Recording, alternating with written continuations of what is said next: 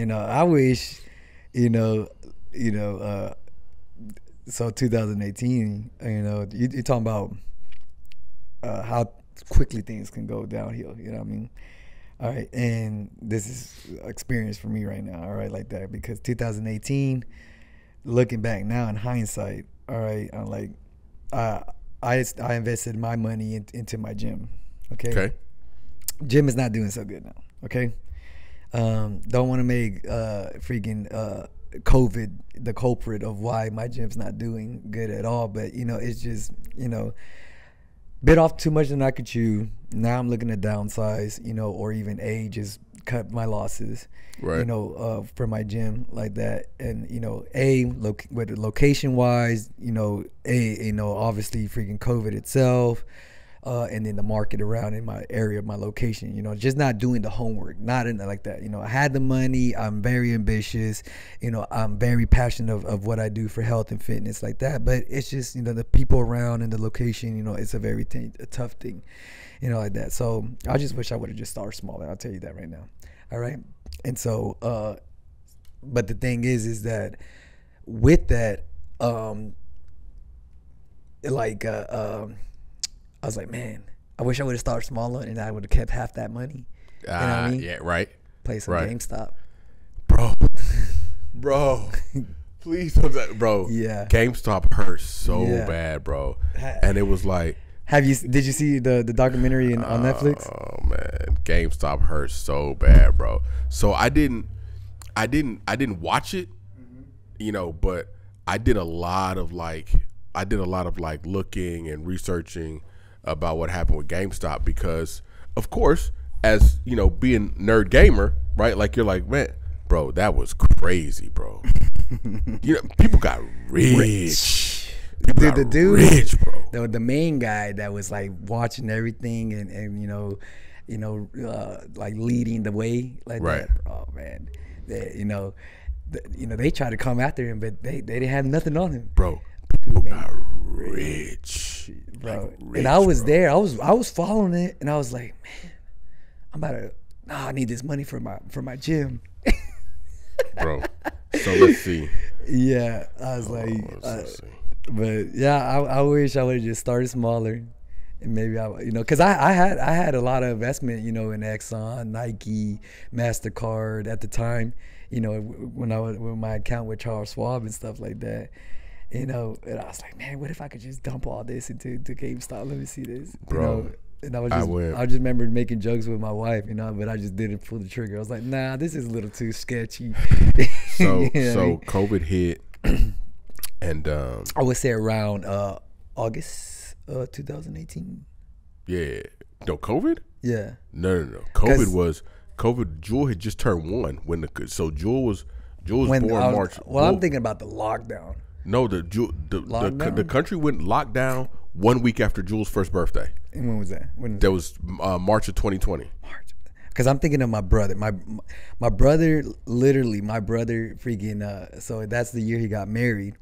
All right, and he wasn't gonna freaking reschedule the wedding. He wasn't gonna cancel it all. He was already committed. They already had the venue, the day Wow. was set, everything like that.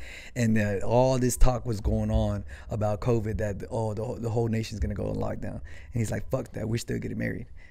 Yeah. Wuhan, China went in lockdown Like January and 2020. then like a couple months later, like that. Yeah, they shut everything So it was crazy down. because he went through, we did the wedding. Like people still weren't wearing masks and stuff like that. Right, We, word. we still had the wedding and everything like that. It's all great. And like literally a week or two later, everything went on lockdown. Bro. So he got right in there like that because the event. Yeah, if it was before, like if his wedding was like a week or two later, they would have closed the event They center would've- down like that. He would have been out Bro. of money. That Oh. and he didn't want to do none of that shit. So it was right at around that time. I'm sorry, bro. I can't remember when you got married, but I still had a good time. It was fun. Yeah, but but it was like right around that time. I remember because like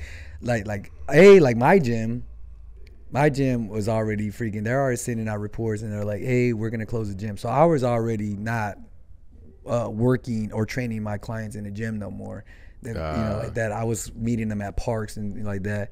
And then I remember having my brother's wedding, but then there, boom, everything was on lockdown. And I think like for a good 6-8 months, I was just at home and then watching the Netflix shit. I mean, it was Netflix. It wasn't the Netflix on there, but I was watching and hearing all the stuff about GameStop. I was like, it was so, and that's, but even that, because so commodities, right? Like, commodities are good. Stocks in and of themselves are good, right? You pick the right company, Nvidia, AMD, Google, Tesla, those are good. But commodities are always going to be there, bro. Yeah. Oil, gas, pork bellies, like that's always going to be there. Question is just when you get in it, like when you do, because it's not going anyplace. Yeah. So the big hit for me, a little bit older than you, was 9/11. I lost a fuck ton of money in the market at 9/11. I was Don't say like 6 or some shit. Nah, like that. I was in eighth. No, I was in 8th grade. I was in 8th grade. Because people are always like it. But so it boom, and then the market closed, and then it open crashed. Yeah. It was the craziest fucking thing. Like it was like, how did y'all? But it open crashed. So fine. So then when COVID came and the country went on lockdown, I started paying a lot more attention to what was going on because I was older. So I'm sitting there and I'm looking and I'm like, fuck, man, they locked the country down. I was like, shit. And what was some of the first stocks to start plummeting? Petroleum. Because nobody's going anyplace. Yeah. Nobody can travel. Same thing Nobody for can COVID. drive. All the airlines. I had some Southwest. I had to dump all my Southwest. I was like, fuck this. Bro, all went down. Yeah. So you know what I did? 2 months into COVID? Bought it back up. Bought a fuck ton of petroleum, bro. Fuck ton of petroleum. Right now, I'm at 400% on all my petroleum stocks, bro. You got me from. You know what I'm saying? 'Cause I'm like, and I'm just like, and we're still not back at 100% on travel and shit. Yeah. So, some countries are still not letting people move around freely, blah, blah, blah. So I'm like, man, whatever, it's cool. It's going to go up. It's going to go up. It's going to go up. There's one thing, okay, so, going back to my mentor, you know what I mean, and then talking like that, this is something like listening to Pat, and Dave and stuff like that like, when do the rich get richer? Like, when do they really, you start hearing them get really rich? Like let's think about Amazon. Right. When did they get buku fucking rich? During COVID. Right. All right. Stupid rich. Yes, just stupid rich. They're getting so rich. They're actually freaking hiring people. Well, all these businesses. Every place is shutting down. They were hiring tripling their fucking workload. Why, bro? All right. So let's think about this. All right. And this is something that I started putting 2 and 2 together. This was during time of during Harvey. Okay. When I started paying attention to more of this like this, all right. So I was talking to my mentor and stuff like that, and he asked me like, let's really think about when the rich start getting really rich, all right, because they have money, all right, they have a nest egg, all right, as opposed to someone like me or just the average family. $1,000 ain't gonna do it if you have $1,000 on you and your fucking house is flooded and it's fucking $200,000 worth of damage and shit like that. Right. And, and you got a half-ass fucking insurance policy that don't even want to pay it out. You know what I mean? Let's think about it. Be real. Right. All right. So, the rich start getting rich during freaking hard times and disaster. All right. That's when you start taking the, freaking taking advantage of situations. Yeah.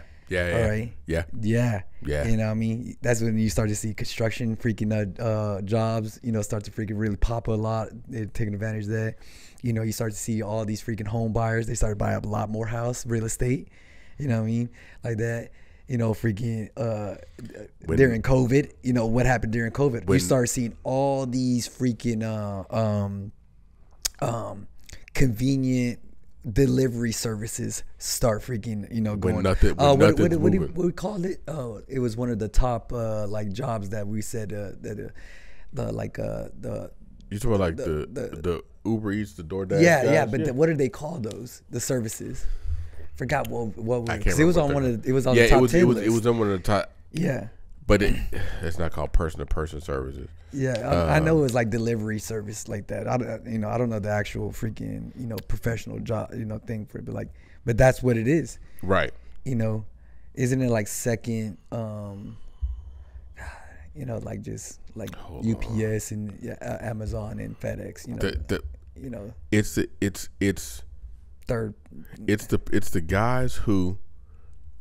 guys who provide. You have to be able to provide that service in a time, and it's got to be like when nobody else was thinking about it. Like it's not that no one else can think about it. Is that freaking these people freaking have enough capital, you know, to freaking implement all this stuff while, you know, like, yeah, me and you can think about it. We just don't have no fucking money to start sending out trucks. Right. All right. Jay Bezos freaking billions and billions of dollars. Now he's freaking tripling, you know, 10xing, 20xing his trucks like that, so he can get freaking shipments out to for people. You know what I mean? One of the so one of my good friends, bro, before he passed, worked at last mile freaking delivery service. That's what it is. Last mile. The last mile, yeah. He worked in a plant, right? What plant do you know shut down during COVID? Like oil plants? Like or something like that? Bro, plants kept on going, bro. Oh, no, yeah. They keep going. They're deemed essential jobs. Bro, they keep going. All right. And so now, but everything's on lockdown. So now, boys getting hazard pay. People are working in plants, bro, doing shutdowns. Man, we know people that work in plants, bro. That's all. 85, 90, 100K, yeah, 120K a year. They work in plants, and it's weird. You know, you go, man, this dude works, you know, 5 days on, 7 days off, 7. You know, he works 12s. Yeah, that dude's getting time and a half, hazard pay, per diem, all and, that. And the best part about it, people always ask me like, would you ever do that? I was like, yeah, because when you train a client, when you leave, you're still thinking about that client. Like, I'm still trying to figure out, like, I got to figure out how to make this client better. I got to figure out how to make this client more successful. When I leave, I'm still thinking about this case. It's work, because my work is really done in my head. When you work at a plant, bro, you put the screwdriver down, you walk the fuck away. I ain't answering no emails, none of that shit. Turn my phone off. I don't give a shit. They're not gonna call me because it's another shift coming on. That you're gonna talk to the dude. They're gonna talk to George right behind me, and then when George gets off, they're gonna talk to Phil, and then when Phil gets off, I'll be back on, and they'll talk to me. And it's just like, bro, I get it, but plant work aside, what they need to do with the next generation, the softer generation, since they're touching and feeling them, and they won't let them fight, and they won't let them do all this other thing. They need to teach them how to manage their money, bro. They need to teach them how to manage their money. Yeah,